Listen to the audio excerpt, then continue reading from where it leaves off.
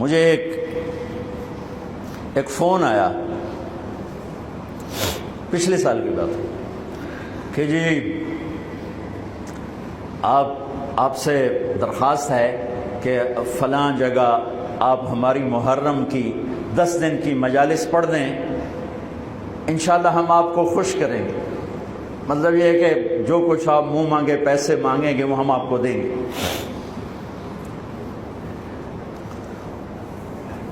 میں نے کہا میں نے نیت کی ہوئی ہے اللہ اس کے رسول کے گھر کا مراسی بننے کی۔ جس گھر کا مراسی ہوتا ہے نا دوسرے گھر سے مانگتا نہیں ہے۔ ہمارے جو مراسی آتے ہیں نا تو میں کبھی انکار کر دوں نا تو ہمارے قریب 3-4 قومیں حراج، سنپال اور ہم پرانی قومیں، تو وہ کہ اچھا ہون موڑا سی حراجاں دے بوئے تے جا منگیے موڑے کیڈے شرم والی گل ہے توڑے واسطے کیڈے شرم والی گل ہے اسی حراجاں تو جا منگیے، اسی سنپالاں تو جا منگیے، اسی توڑے پیو دادے دے میراسی آئیں، اسی توڑے کولو لینا ہے۔ تو وہ ایسی بات ہوتی ہے کہ انکار کی گنجائش نہیں چھوڑتے۔ کہا سے تیرے دادے پردادے تو لیندے ہم نے توڑے دیرے تو لینے آئے، اسی کیوں جاویے دوے دارتے تھے دوے بوئے تھے۔ میں نے کہا میرے بھائی میرے لیے تو سارا سال ہی محرم ہوتا ہے، میرا کوئی بیان اس گھر کی تعریف سے خالی نہیں ہوتا ہے۔ کبھی کوئی نکل جائے بات ادھر ادھر تو الگ بات ہے کہ میں نے نیت کی ہے کہ میں اس گھر کا مراسی بن کے مرنا چاہتا ہوں۔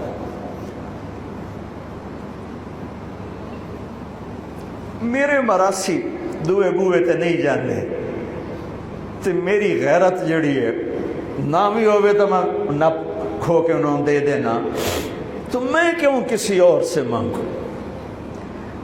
مجھے اگر لینا ہے تو اسی در سے لینا ہے، یہاں کچھ نہیں لینا۔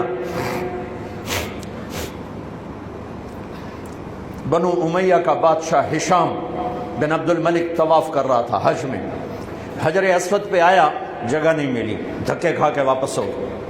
امام زین العابدین تشریف لائے تو ایک دم مجمع پیچھے ہٹ گیا اور آپ نے بوسہ لیا اور آگے چلے گئے۔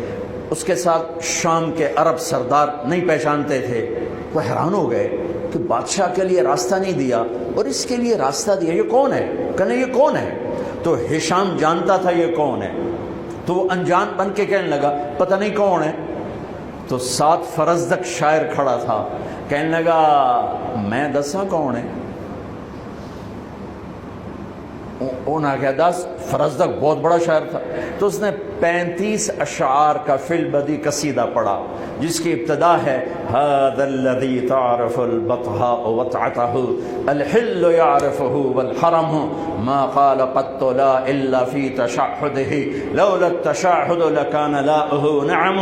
میں آپ کو 2 شعر نمونے کے طور پہ سنا دیے ہیں۔ یہ وہ ہے جسے تم تو نہیں جانتے ہو لیکن اللہ کا گھر بھی جانتا ہے اور مکے کا ایک ایک پتھر جانتا ہے اور ایک ایک پہاڑ جانتا ہے۔ یہ وہ سخی ہے، یہ وہ سخی ہے کہ اس کی لا صرف کلمے میں نکلتی ہے، ورنہ سائل کے سامنے آج تک اس نے لا نہیں کہا، یعنی نہیں کبھی نہیں کہتا سوائے لا الہ الا اللہ کے۔ اس کو اتنا غصہ چڑھا اس نے اس کو عصفان میں قید کرا دیا۔ جب امام نے زین العابدین کو پتہ چلا تو انہوں نے 10,000 درہم اس کو ہدیہ بھیجا کہ بھئی یہ تحفہ قبول کرو، تو وہ رونے لگا۔ وہ جو لایا تھا اس کو کہنے لگا امام صاحب سے کہنا میں نے ساری زندگی بادشاہوں کی تعریف کی ہے پیسے کے لیے، لیکن میں نے آپ کی تعریف کی ہے اللہ کو اور آپ کے نانا کو راضی کرنے کے لیے، مجھے آپ سے کچھ نہیں چاہیے۔ اس کا صلہ اتھے جا کے لینا، اتھے نہیں لینا، واپس کر دی۔